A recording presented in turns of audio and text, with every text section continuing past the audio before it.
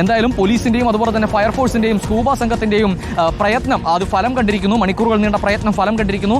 അതീവ ശ്രമകരമായിരുന്നു ഈ പ്രദേശത്തെ തെരച്ചിൽ എന്ന് പറയുന്നത്. കാരണം ഈ തൊട്ടടുത്ത് ഈ കാണുന്ന കാടാണ്. ഈ കാട് കടന്നാൽ തൊട്ടപ്പുറത്ത് കുണ്ടന്നൂർ കായൽ. ഇവിടെ ഇരിക്കും, ആലപ്പുഴക്കായിരിക്കും മിക്കവാറും. അതെനിക്കറിയില്ല കേട്ടോ. ഞങ്ങൾ സ്ട്രൈക്കർ വന്ന സ്ട്രൈക്കർ രണ്ടുപേരെയും ആലപ്പുഴയിലേക്ക് കൊണ്ടുപോകും. അറിയില്ല. ഫയർഫോഴ്സ് അവിടെ ചെന്നാൽ കിട്ടും. റെക്കോർഡ് ചെയ്യില്ലേ പറയാൻ പോലീസിൽ ആർക്കെങ്കിലും പരിക്കേറ്റുണ്ടോ സാർ? എന്നോടൊന്നും ചോദിക്കരുത്. ശരി, അദ്ദേഹം ഡ്യൂട്ടിയിലാണ്. സംസാരിക്കുന്നതിന് പരിമിതികൾ ഉണ്ടായിരിക്കും. മാത്രമല്ല സ്ട്രൈക്കർ ഫോഴ്സ് മാത്രമാണ് അദ്ദേഹം. ഇതിന്റെ കൂടുതൽ വിശദാംശങ്ങൾ അദ്ദേഹത്തിന് അറിയണമെന്നില്ല. ആലപ്പുഴ SP കാര്യങ്ങൾ വിശദീകരിക്കുമെന്ന് തന്നെയാണ് നമ്മൾ പ്രതീക്ഷിക്കുന്നത്. അലി, നമുക്ക് ദൃശ്യങ്ങളിൽ കാണാം ആ പ്രദേശം എത്രത്തോളം ദുർഘടം പിടിച്ചതാണ്. അലി സൂചിപ്പിച്ചതുപോലെ കാട് നിറഞ്ഞൊരു ഭാഗം, അതിനപ്പുറം കായലാണ്.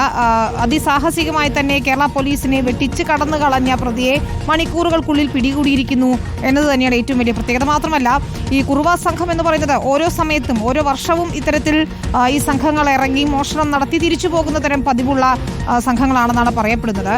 അവരിൽ പ്രധാനപ്പെട്ട ഒരു സംഘത്തിൽപ്പെട്ടവരെ കൂടി പിടികൂടുമ്പോൾ അത് തീർച്ചയായും കേരള പോലീസിന്റെ ഒരു മികച്ച നേട്ടം എന്ന് തന്നെ നമുക്ക് പറയണം. തുടർന്നുള്ള അന്വേഷണത്തിൽ അലി പറയുന്നത് പോലെ നിർണായകമായ ഒരു കാര്യം തന്നെ.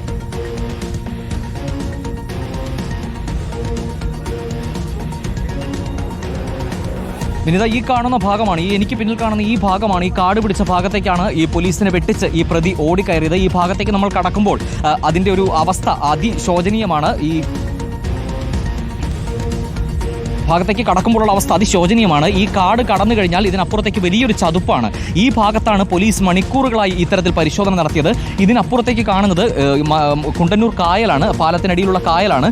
ആ കായൽ പ്രദേശത്ത് കായലിൽ ഇയാൾ രക്ഷപ്പെട്ടിട്ടുണ്ടോ എന്ന സൂചനയുടെ അടിസ്ഥാനത്തിലാണ് ഇത്തരത്തിൽ ഫയർഫോഴ്സ് എത്തുകയും സ്കൂബ ടീം എത്തുകയും ചെയ്തത്. അതിൻ്റെ അടിസ്ഥാനത്തിൽ സ്കൂബ ടീം സജ്ജമായി പരിശോധന നടത്തുന്നതിനിടയിൽ കൂടിയാണ് ഇയാൾ പിടിയിലാകുന്നത്.